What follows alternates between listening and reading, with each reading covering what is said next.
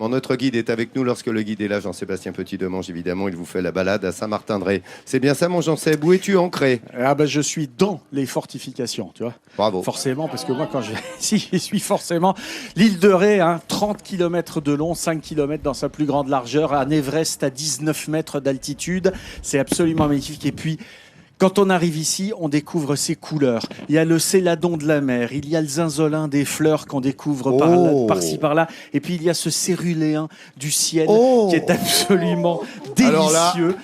Quand on passe le pont, les odeurs changent également et la lumière est complètement différente. C'est ça qui fait la spécificité de l'île de Ré.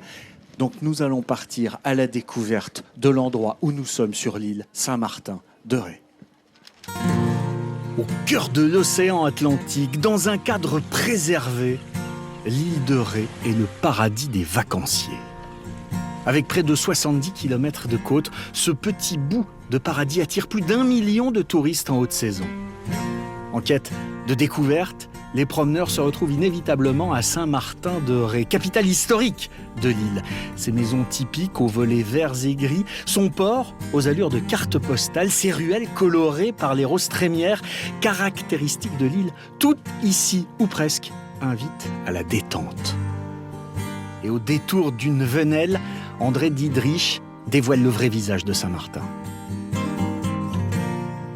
Ce qui me plaît dans ces ruelles, c'est de déambuler, de découvrir chaque fois quelque chose de nouveau, des maisons où je n'ai pas remarqué telle ou telle sculpture ou telle gravure dans la pierre ou tel nom gravé dans la pierre. Voilà, ça fait partie du charme qu'on peut trouver, moi, de ce que j'aime dans l'île de Ré. C'est cette sérénité qu'affectionne André, rété et auteur de livres sur Saint-Martin-de-Ré. Les noms de rues gravés dans la pierre, les pavés, la multitude de fleurs qui poussent au ras des maisons, les ruelles tranquilles. La ville se découvre comme un tableau et les touristes apprécient le décor. On a trouvé Saint-Martin, une ville, un petit village, un véritable écrin. Une bonbonnière où on a l'impression de plein de saveurs, de douceur, grâce aux couleurs. Saint-Martin-de-Ré est sans nul doute une bonbonnière et chaque ruelle se savoure comme une récompense.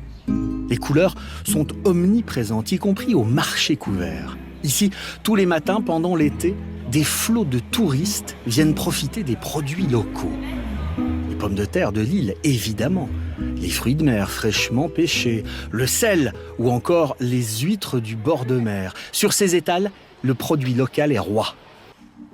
Et si Saint-Martin réussit à conserver une douceur de vivre, c'est notamment grâce aux remparts qui entourent la ville. Hautes d'environ 9 mètres, ces fortifications constituent une véritable ceinture protectrice de 14 km de long. Construites par Vauban en 1681 sur ordre de Louis XIV, elles ont servi à façonner la ville et à la protéger contre les envahisseurs potentiels. Guillaume Tudenec est un fin connaisseur de la ville et un passionné d'histoire. C'est l'ingénieur Vauban qui va tracer, qui va suivre ce chantier. L'objectif était de rassembler toute la population de l'île de Ré derrière ces murs, derrière ces remparts, en cas de débarquement ennemi, essentiellement anglais ou hollandais, qui pouvaient menacer le littoral de Charente-Maritime. Grâce à des ouvrages comme cette porte des Campagnies, la ville est inscrite sur la liste du patrimoine mondial de l'humanité de l'UNESCO depuis 2008. Mais ces remparts sont également un lieu de balade privilégié qu'affectionnent particulièrement les Martinais. Dans ces fossés, on peut goûter à la tranquillité dans un décor époustouflant à 2 pas de l'océan. Et c'est l'endroit que je préfère dans les fortifications de Saint-Martin. On a une magnifique vue sur la mer, au large la côte vendéenne.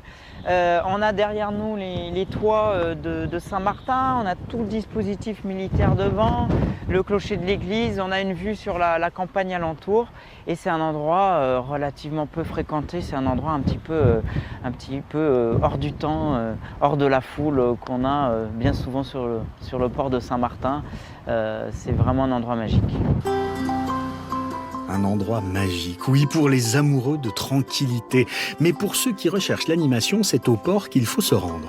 Véritable cœur de ville, ce port de plaisance est le plus grand de l'île de Ré. En toute saison, il fait le bonheur des touristes. Ici, on flâne, on se balade, et pas question de visiter le port sans acheter une glace. Cette douceur, c'est une institution de l'île de Ré. L'été, on peut même attendre jusqu'à 2 heures pour en déguster une. Rien d'étonnant lorsqu'on sait qu'un grand guide gastronomique a placé le glacier du port dans les 5 meilleurs de France. On y met tout notre cœur, toute notre âme. C'est un savoir-faire qui s'est transmis, je suis la 2e génération donc. Et je crois que les gens ne s'y trompent pas. Quand ils la dégustent, ils sentent tout l'amour qu'on met dans notre métier et dans nos produits. Dernière étape incontournable de Saint-Martin-de-Ré, le clocher observatoire, situé au sommet de l'église Saint-Martin. Ouvert au public tout l'été, il offre une vue imprenable sur la ville. Et à cette hauteur, on peut admirer l'architecture et les toits de tuiles typiques. Et surtout, on peut s'imprégner une dernière fois du charme si particulier de Saint-Martin-de-Ré.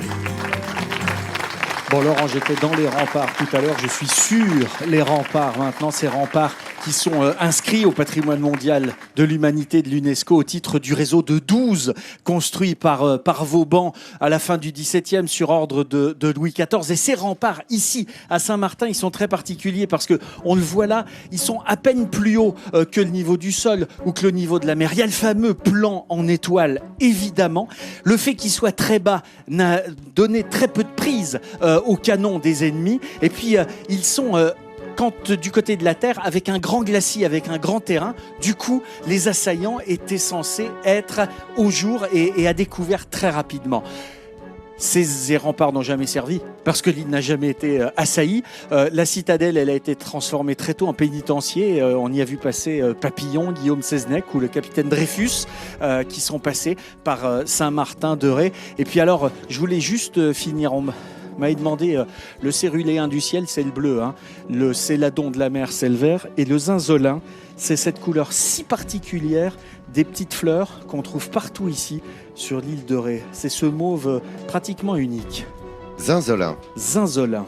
Voilà, eh ben écoute, c'est magnifique, avec évidemment le vocabulaire idoine ad hoc de notre professeur, qui, c'est ça le magazine de découverte, c'est apprendre en même temps dans la bonne humeur. Merci beaucoup, et puis hommage à ce génie qu'était Vauban, pas comme moi. Jean-Sébastien, nous sommes en admiration devant le génie de cet homme qui a inventé la polyurcétique. Et c'est pratiquement ici les plus beaux remparts qui soient de Vauban. Exactement, cette défense en étoile est merveilleuse.